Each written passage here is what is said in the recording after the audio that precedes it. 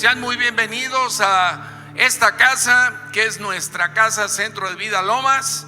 Y yo le agradezco a nuestra pastora apóstol Lourdes Acero, si nos está viendo, pues la oportunidad que me da de estar aquí en esta mañana compartiendo la palabra de Dios. Vamos a orar. Padre, gracias te doy por tu presencia. Espíritu Santo, tú eres el que vivifica las palabras de Cristo. Tú eres el que nos hace entender y comprender la verdad. Guíanos a toda la verdad.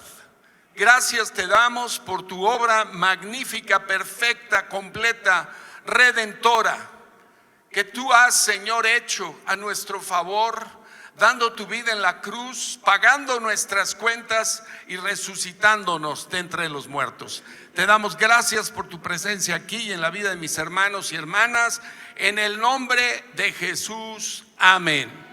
Bueno, pues esta mañana vamos a echar un vistazo a vuelo de pájaro a una parte de la historia de la iglesia cristiana. ¿Por qué estudiar la historia de la iglesia? Porque representa el mover del Espíritu Santo entre los hijos y las hijas de Dios a lo largo de los siglos. No estudiamos los eventos humanos, aunque los conocemos. Buscamos descubrir cómo el Espíritu Santo a lo largo de la historia se ha movido en la vida de los creyentes de la iglesia. Y precisamente cuando estaba cantando nuestro grupo de alabanza, que nada podrá impedir el avance de Cristo, vino a mi mente este pasaje en Mateo 16:15, en donde el Señor Jesús les pregunta a sus discípulos: ¿ustedes quiénes dicen que soy yo? Y respondiendo Simón Pedro dijo: tú eres el Cristo, el Hijo del Dios viviente. Y entonces le respondió Jesús: bienaventurado eres, Simón, hijo de Jonás, porque no te lo reveló carne ni sangre, sino mi Padre que está en los cielos. Y fíjense lo que le dice en el 18: y yo también te digo que tú eres Pedro, y sobre esta roca edificaré mi iglesia, y las puertas del Hades no prevalecerán contra ella. Es importante que entendamos tú y yo que la roca es Jesucristo, no Pedro, que es la revelación de que Jesús es el Cristo, lo que jamás impedirá que las puertas del Hades detengan el avance de la iglesia de Cristo. Así que en esta mañana, si me ponen la presentación, vamos a hablar del legado de Martín Lutero.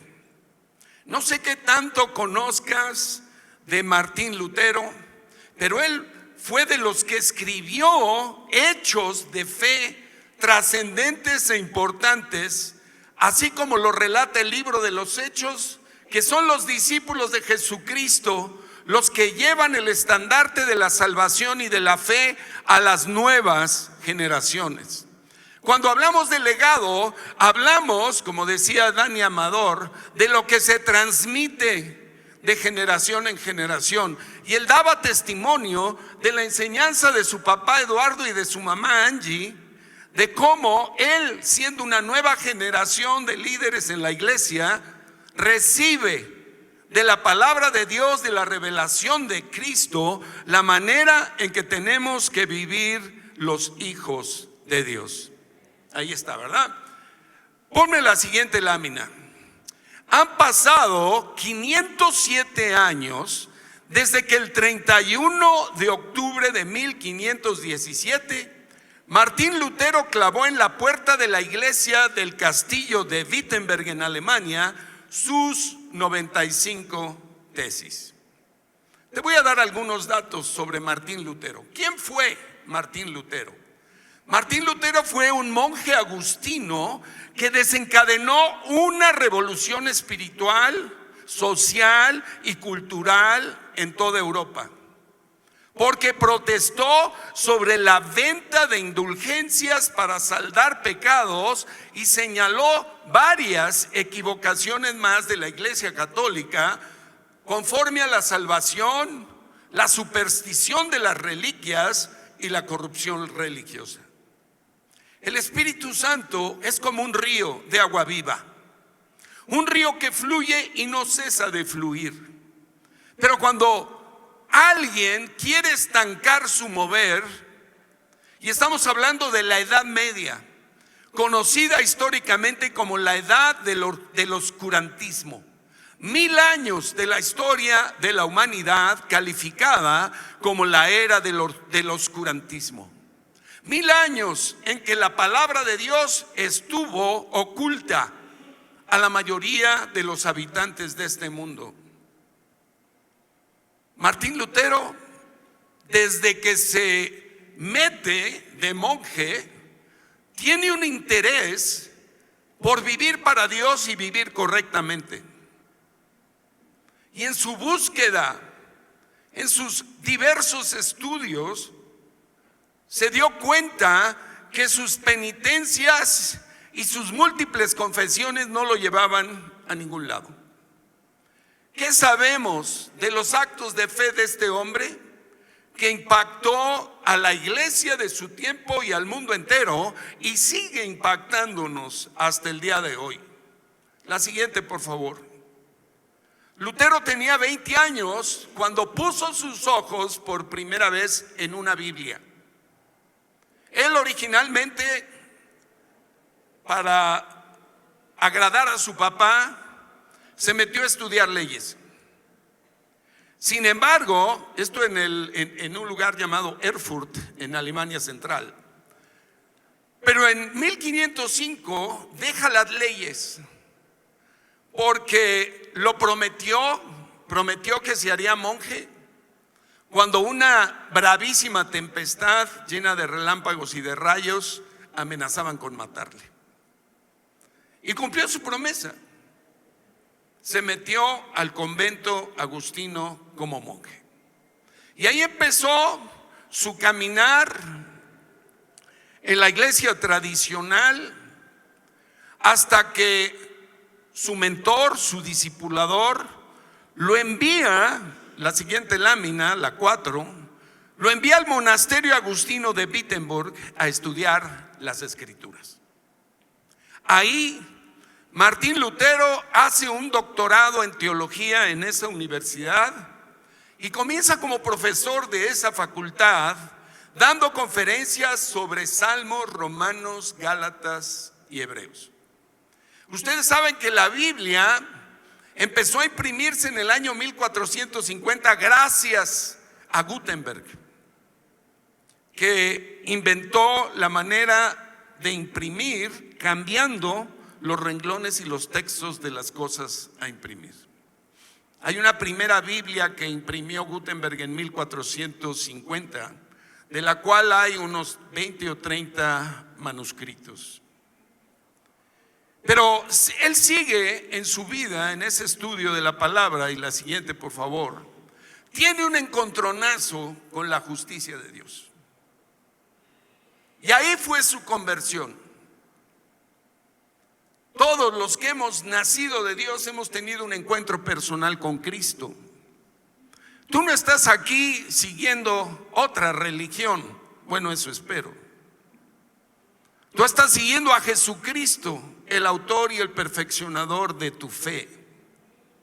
A veces, y Dios lo comprende, llegamos a los pies de Cristo por nuestra necesidad, no entendiendo realmente qué es lo que estamos haciendo. Afortunadamente llegamos a Cristo, pero a lo mejor hicimos escalas en la brujería, en la hechicería, en la santería, en la búsqueda de 20,000 cosas, metafísica, disque verdades que en realidad son mentiras. Lutero tuvo una conversión real, verdadera, que lo sacó de la religión. Todo lo bueno de su vida comenzó el día de esa conversión. Él tuvo un encuentro con Dios y con Cristo a través de la justicia de Dios.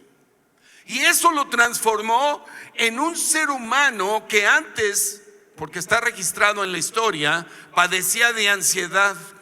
¿Cómo la ven? La ansiedad parece que viene con los humanos desde hace muchos siglos. Él era un hombre ansioso, pero también era un hombre muy temeroso. Y su conversión lo hizo un hombre de fe firme y de fe contagiosa. Estudiando Romanos capítulo 3, la verdad le golpeó y le iluminó ahora sí como un rayo. La siguiente, la lámina 6. Él decía lo siguiente: cada vez que yo leía sobre la justicia de Dios, pensaba en la justicia que movía a Dios a condenar y a castigar a los injustos pecadores. ¿Te suena parecido a lo que muchos de nosotros aprendimos en la religión tradicional? Te va Dios a castigar, pórtate bien, porque si no Dios te va a castigar.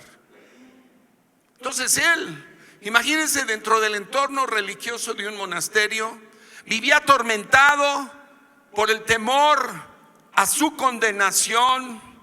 Por eso buscaba de todos los medios posibles, o por todos los medios posibles, agradar a Dios. Pero como les decía, a pesar de las múltiples veces que se confesaba y de las penitencias que hacía, nunca encontró la paz interior.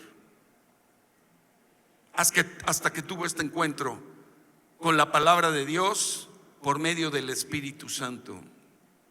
Claro que la justicia de Dios nos coloca a todos en una posición de culpa y de condenación, porque justo no hay uno, dice el Señor. Sin embargo, el apóstol Pablo ahí en Romanos nos da y nos explica las buenas nuevas del Evangelio. Y esto que vamos a hablar es medular para ti, para mí. La siguiente lámina, la 7. Vamos a leer Romanos 3, 21 al 25. Yo se los leo. Dice: pero ahora, aparte de la ley, se ha manifestado la justicia de Dios, testificada por la ley y los profetas. Escucha esto: la justicia de Dios por medio de la fe en Jesucristo, para todos los que creen en Él. Porque no hay diferencia, por cuanto todos pecaron y están destituidos de la gloria de Dios. Pero pon ojo de la mente y del corazón al verso 24: siendo justificados gratuitamente por su gracia, mediante la redención que es en Cristo Jesús, a quien Dios puso como propiciación por medio de la fe en su sangre, para manifestar su justicia a causa de haber pasado por alto en su paciencia los pecados pasados. ¿Qué estás entendiendo o reentendiendo de esto? Que la condición en la que está la humanidad sin Cristo es insalvable. Que todo ser humano, lo reconozca o no, necesita al Salvador, necesita a Jesucristo, quien pagó el precio en la cruz de cada una de nuestras injusticias. Y nosotros, por la fe en ese sacrificio, Dios Padre nos traspasa la justicia perfecta de Cristo y nos quita la naturaleza injusta a ti y a mí, solo por la fe en Jesucristo. La lámina 8, por favor. Aquí está la palabra en el griego para justificado, dikaios, y se convierte en la doctrina relativa a la manera en que el ser humano alcanza un estado aprobado por Dios de justicia, integridad, virtud y rectitud de vida. Personas que podemos ahora cumplir, observar las leyes de Dios en sentido amplio, que podemos guardar los mandamientos de Dios, porque Dios ha puesto su propia naturaleza, la naturaleza justa de Cristo, en nuestro corazón y en nuestro ser. Nuestra salvación en Cristo es maravillosa. Seguramente has oído del nuevo nacimiento. Es ese nacimiento espiritual, ese renacimiento espiritual que Dios hace cuando confesamos a Cristo como Señor y Salvador. Dios tiene ya la oportunidad de hacernos nacer de Él y colocar en nuestro espíritu el mismo espíritu que Él tiene y enviar a nuestro corazón a su Espíritu Santo. Hay un nuevo nacimiento. Y qué coincidencia que cuando hablamos de esta etapa de la historia, ocurrió el renacimiento. Un renacimiento que buscó traer las artes, las filosofías griegas, la cultura a una nueva dimensión o redimensionándola. Hay grandes maravillas artísticas y esculturales de lo que el ser humano puede hacer. Sin embargo, el verdadero nacimiento y renacimiento que necesita toda persona es nacer de Jesucristo, nacer del Padre. La siguiente, por favor. Continuando con este tema de la justicia por la fe en Cristo, Gálatas 2:16 nos lo reconfirma. Dice, sabiendo que el hombre no puede ser hecho justo por las obras de la ley, sino por la fe de Jesucristo. Nosotros también, hemos creído en Jesucristo para ser hechos justos por la fe de Cristo y no por las obras de la ley. Es decir, no por tus esfuerzos humanos ni los míos. Cuando no está correcta esta doctrina, ocurre lo que ocurría en los tiempos de Lutero, en donde tras una amenaza de condenación al infierno, las personas lo único que trataban de hacer era de agradar a Dios por cualquier medio, pero nunca lo lograban. Es Cristo el que viene a regalarnos la justicia, la integridad, la perfección de Él cuando depositamos nuestra fe en su obra redentora y salvadora. Porque dice aquí que por cuanto por las obras de la ley nadie será hecho justo. Así que nosotros no tenemos mérito alguno en nuestra salvación. La salvación fue efectuada por Jesucristo. Es más, la fe que te puso Cristo en el corazón para que lo reconocieras como Salvador, también la puso Él, porque Él es el autor, el perfeccionador y el consumador de la fe. ¿Dónde están los méritos en nosotros? Ninguno. Los méritos son de Cristo. La siguiente lámina, 2 Corintios 5:21 dice, al que no conoció pecado, Cristo fue tentado en todo, pero nunca pecó, porque tenía una naturaleza santa, porque no heredó la naturaleza que heredamos de Adán y de Eva, una naturaleza pecadora y corrupta. Por eso tuvo que haber este nacimiento sobrenatural de Cristo Jesús, porque Él no tenía la corrupción con la cual tú y yo nacemos por herencia de nuestros padres y por herencia de Adán. A este que nunca conoció el pecado, por nosotros, por ti, por mí, se hizo pecado. El Padre, en acuerdo con su Hijo Jesucristo, decidió cargar el pecado de la humanidad sobre Él. Todas las injusticias que cometimos, que cometemos y que cometeremos, Cristo ya las llevó sobre su cuerpo en la cruz del Calvario. ¿Quién dice amén? ¿Por qué lo hizo? Y aquí lo dice la segunda parte de 2 Corintios 5:21, para que nosotros pudiésemos ser hechos la justicia de Dios en Él. Entonces, ¿dónde está nuestra jactancia? Si hubiese alguna, nuestra jactancia está en gloriarnos en conocer a Jesucristo y que hayamos sido conocidos por Él. ¿De qué estamos hablando? De esta justicia de Dios por la fe en Cristo. Estamos hablando de un intercambio. Cristo se hizo pecado con nuestros pecados e injusticias para que nosotros pudiésemos ser hechos justos con la justicia de Él. Una justicia sin mancha y sin arruga. Una justicia que jamás conoció pecado. Bajo esta fe en lo que Cristo hizo, tú y yo hemos sido declarados absueltos por Dios, libres de toda culpa y de toda condenación, porque Cristo, a través de su sangre derramada en la cruz, nos limpia de todo pecado y de toda maldad. Qué tremenda obra, qué plan tan maravilloso el de Dios el Padre, cuánto amor por ti y por mí. ¿Quieres ver cómo se confirma esto? Vamos a Romanos 5, 1 y 2. Lo voy a leer en la Nueva Traducción Viviente.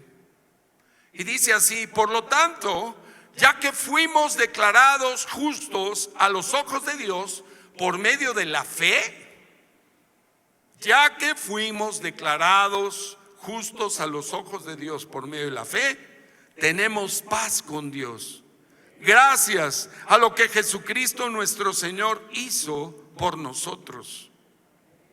Cuando Lutero entendió esto, se le fue la ansiedad, se le fue el temor. El diablo es experto en condenar, acusar, atemorizar.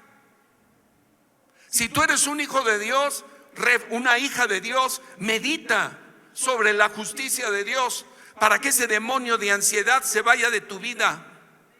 Porque el efecto de la justicia de Cristo es la paz. Paz para con Dios. Señor, hoy estoy en paz contigo. No hay culpa, no hay condenación. Me puedo parar delante de ti gracias a Cristo sin ningún sentimiento de injusticia, de maldad, ni de culpa. Tenemos paz para con Dios gracias a lo que Jesucristo nuestro Señor hizo por nosotros. Al verso 2 vamos.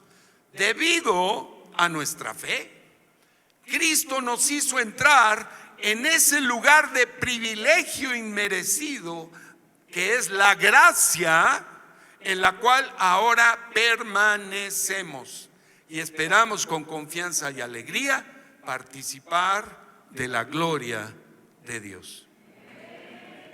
¡Qué tremendo! Hermano, hermana, solamente reflexionando en esta palabra de Dios, debe venir a tu corazón una seguridad, un reposo, una confianza mientras transitemos aquí en la tierra. Y tenemos la esperanza de la gloria ya, pero podemos vivir la libertad, la paz, el gozo y la alegría de ser hechos justos por la obra redentora de Cristo aquí en esta tierra. ¿Quién dice amén?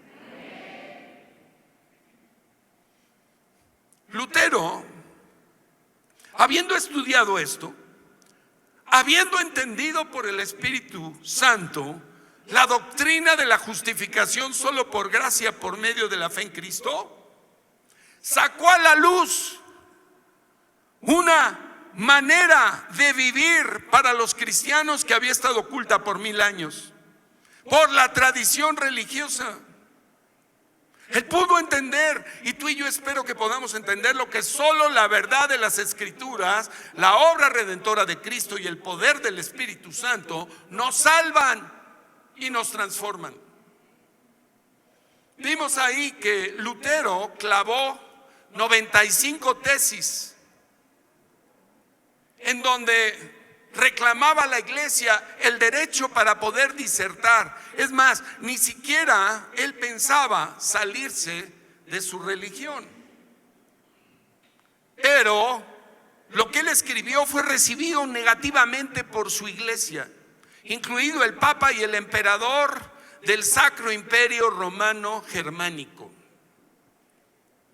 Lutero fue acusado de herejía, excomulgado por la Iglesia Católica por predicar lo prometido por los profetas, cumplido en Cristo y sostenido por los apóstoles. Entre más se enfrentaba la oposición de Roma, más se profundizaban sus convicciones bíblicas y más sus creencias empezaron a ser seguidas por el pueblo alemán, porque tuvo la ventaja, como ahora la tenemos nosotros, si sabemos usar los medios y las redes sociales para enviar el evangelio y extenderlo. En aquel tiempo tuvo en acceso la imprenta. Es más, le imprimían gratuitamente todas sus ideas, todos sus conceptos y todas sus doctrinas. Fue gracias a la imprenta que él pudo alcanzar no solo al pueblo alemán, sino también a los suizos y parte de los franceses, etcétera, etcétera. Vamos a la lámina 11. La situación llegó al punto de que lo llamaron a comparecer ante Carlos V en la legislatura de Worms. La única finalidad era que él se retractara de sus declaraciones y de sus escritos. Pero él, pidiendo un día adicional para reflexionar todo lo que le estaban diciendo, yo no puedo imaginarme la cantidad de opresores en contra de él. Pidió un día para dar su determinación final. Y al día siguiente, que le pidieron que no hablara tanto porque era un buen disertador, como buen teólogo y maestro de la palabra, le dijeron: a ver, en concreto, ya no nos eches más rollo, o te retractas o no te retractas. Y entonces concluye su intervención con este pasaje muy famoso de su discurso, que dice así: a menos que no esté convencido mediante el testimonio de las Escrituras o por razones evidentes, ya que no confío en el Papa ni en su concilio, porque ellos han errado continuamente y se han contradicho, me mantengo firme en las Escrituras, a las que he adoptado como mi guía. Mi conciencia, démosle un aplauso a Cristo. Este era un hombre de fe. Dijo: mi conciencia es prisionera de la palabra de Dios y no puedo ni quiero revocar nada de lo que he escrito ni de lo que he hablado, reconociendo que no es correcto actuar contra mi propia conciencia. Que Dios me ayude. Amén. Este es el legado de fe que este hombre nos deja desde hace más de 500 años. Y en la iglesia, a lo largo de la iglesia, ha habido muchos hombres y mujeres de fe que nos han dejado un legado porque se sostuvieron en sus creencias firmes. La que sigue, por favor. Nada más para presentarles al autor de la marca El Chocolate Emperador. Este emperador, nieto de los reyes católicos, Fernando e Isabel, hijo de Juana la Loca y de Felipe el Hermoso, fue un emperador con un imperio vastísimo. Carlos V estuvo frente a Lutero, escuchando a Lutero. ¿Qué haya pasado con su corazón? No lo sabemos. Pero este hombre gobernaba gran parte del mundo, porque estamos en el año 1521, el año de la conquista de México. La siguiente lámina. Cuando se estaba redescubriendo la palabra de Dios en Europa, aquí nuestros antepasados estaban siendo conquistados por Hernán Cortés. Este Carlos V gobernaba toda Europa y todo lo que América había sido descubierto por los españoles. Pero regresando a Lutero, ¿qué pasó con él? La siguiente lámina. Lutero fue respaldado por los príncipes alemanes que lo defendían y lo apoyaban. ¿Cómo era la estructura geográfica de Europa? Muy distinta a la de hoy. Si ustedes saben, la etapa feudal de la Edad Media era una etapa de muchos reinitos, ducados, principados, pequeños reinos. Estaba fragmentada toda Italia, toda Alemania. Sin embargo, había esfuerzos por unir a los pueblos bajo un emperador. Carlos V fue uno de esos emperadores del Sacro Imperio Romano Germánico. Pero Lutero fue apoyado por Federico III de Sajonia. La que sigue, por favor. Este príncipe, la que sigue, este príncipe fue el fundador de la Universidad de Wittenberg. Y entonces, ante la amenaza de que lo asesinaran, porque tomen en cuenta que también un excomulgado, alguien en contra de la religión, estaba en vigor la Inquisición. Y pasaban a la hoguera a cientos de personas, simplemente por estar en contra de la religión en turno.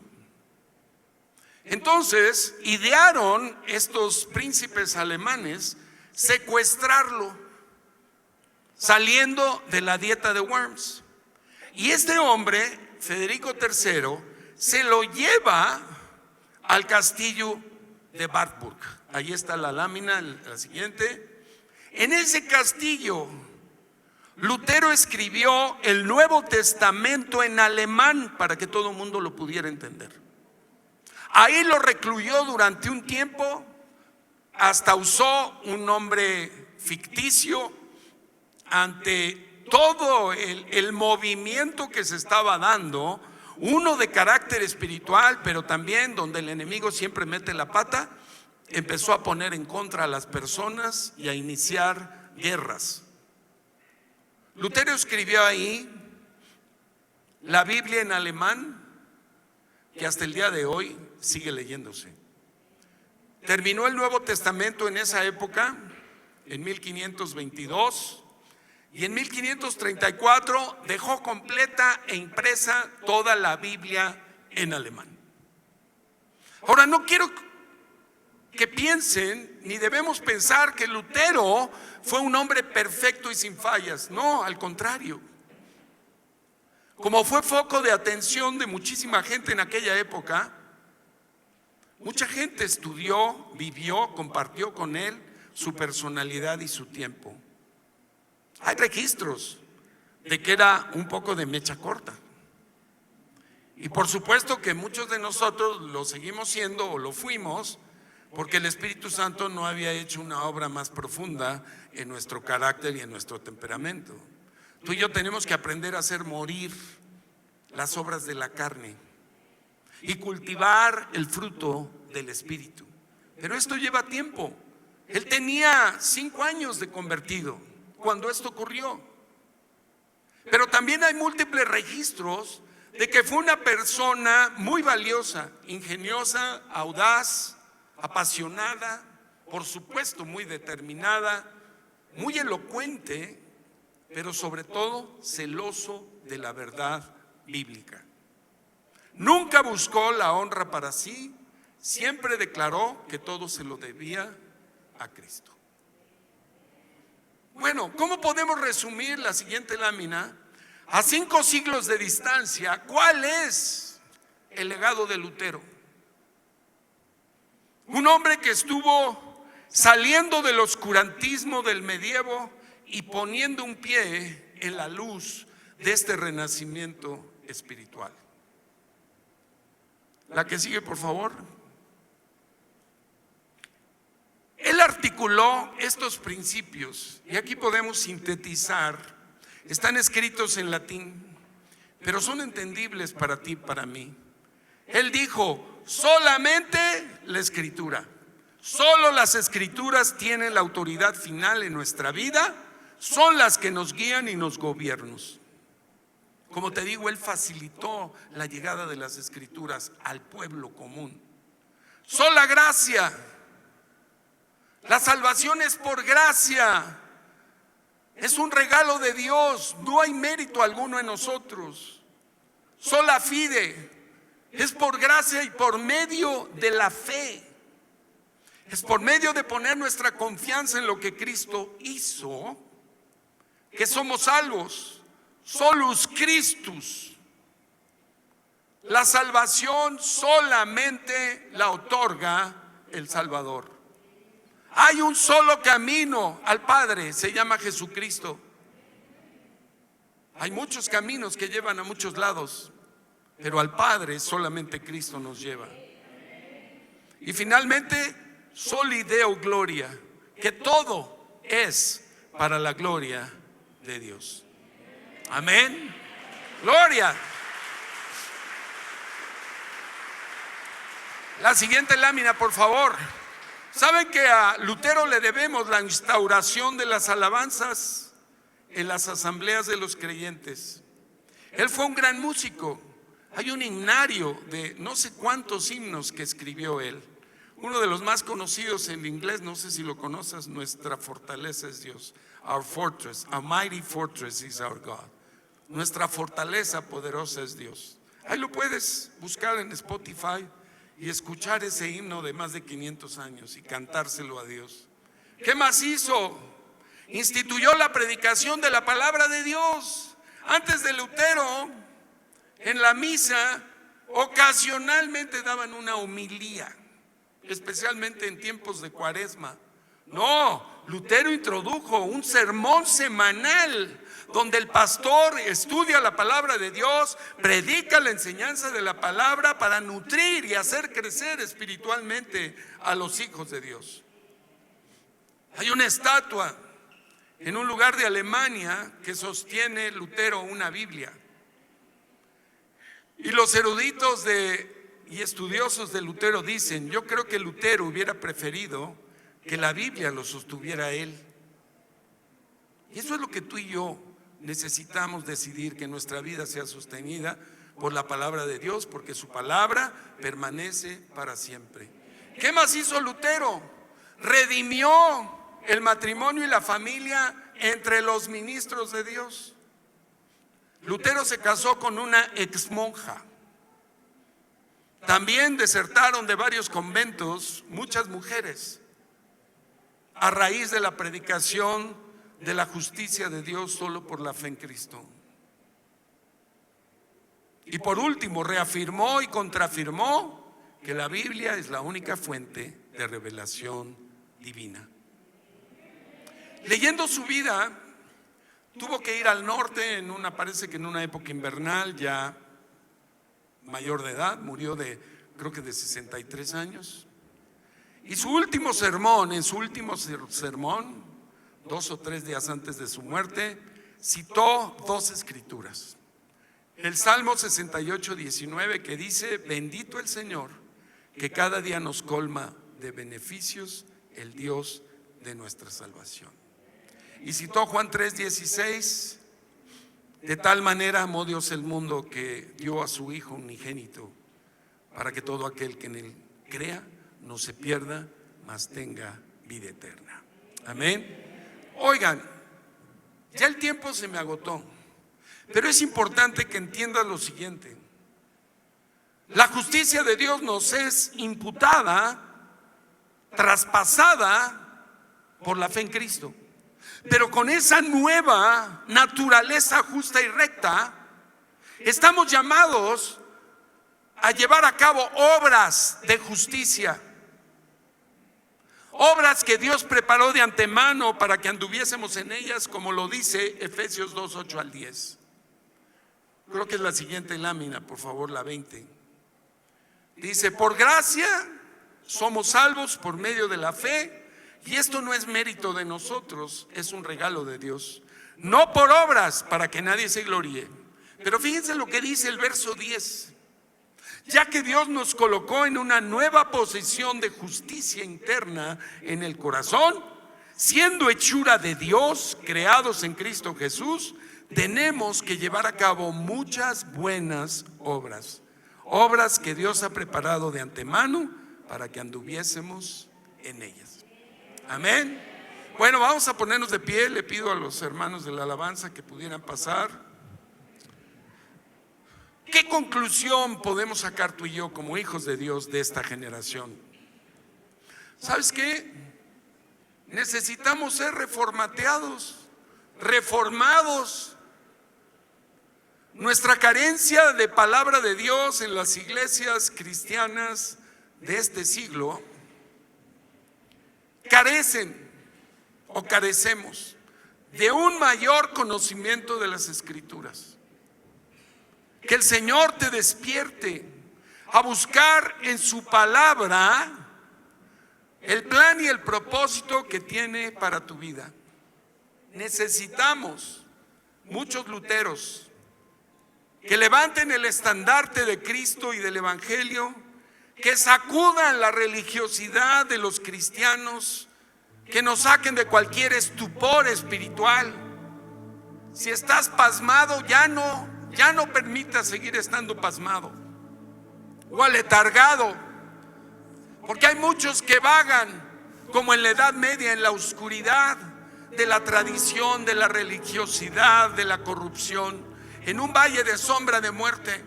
Y tú y yo somos esa luz alumbrada por Cristo para anunciar a los demás que hay un Dios, un Salvador que hoy está vivo.